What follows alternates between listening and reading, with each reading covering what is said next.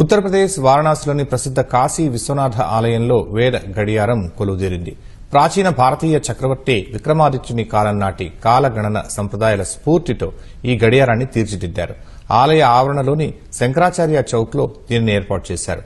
ఈ వేద గడియారాన్ని మధ్యప్రదేశ్ ముఖ్యమంత్రి మోహన్ యాదవ్ విశ్వనాథుని ఆలయానికి బహుమతిగా అందించారు. హిందూ క్యాలెండర్ పంచాంగంలోని కీలక అంశాలను ఈ గడియారంలో పొందుపరిచారు.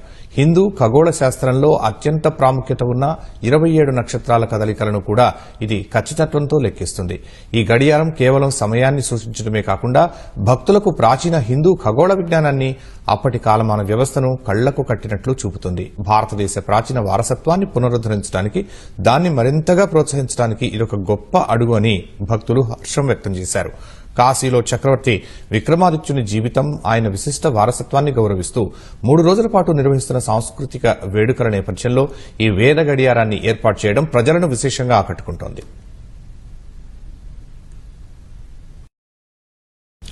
ఉత్తరప్రదేశ్ వారణాసిలోని ప్రసిద్ధ కాశీ విశ్వనాథ ఆలయంలో వేద గడియారం కొలువుదీరింది. ప్రాచీన భారతీయ చక్రవర్తి విక్రమాదిత్యుని కాలం నాటి కాలగణన సంప్రదాయాల స్ఫూర్తితో ఈ గడియారాన్ని తీర్చిదిద్దారు.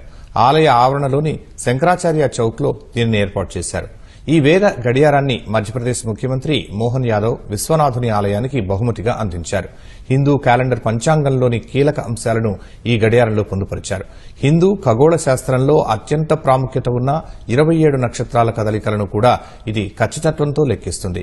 ఈ గడియారం కేవలం సమయాన్ని సూచించడమే కాకుండా భక్తులకు ప్రాచీన హిందూ ఖగోళ విజ్ఞానాన్ని, అప్పటి కాలమాన వ్యవస్థను కళ్లకు కట్టినట్లు చూపుతుంది. భారతదేశ ప్రాచీన వారసత్వాన్ని పునరుద్దరించడానికి, దాన్ని మరింతగా ప్రోత్సహించడానికి ఇదొక గొప్ప అడుగు అని భక్తులు హర్షం వ్యక్తం చేశారు. కాశీలో చక్రవర్తి విక్రమాదిత్యుని జీవితం, ఆయన విశిష్ట వారసత్వాన్ని గౌరవిస్తూ 3 రోజుల పాటు నిర్వహిస్తున్న సాంస్కృతిక వేడుకల నేపథ్యంలో ఈ వేద గడియారాన్ని ఏర్పాటు చేయడం ప్రజలను విశేషంగా ఆకట్టుకుంటోంది.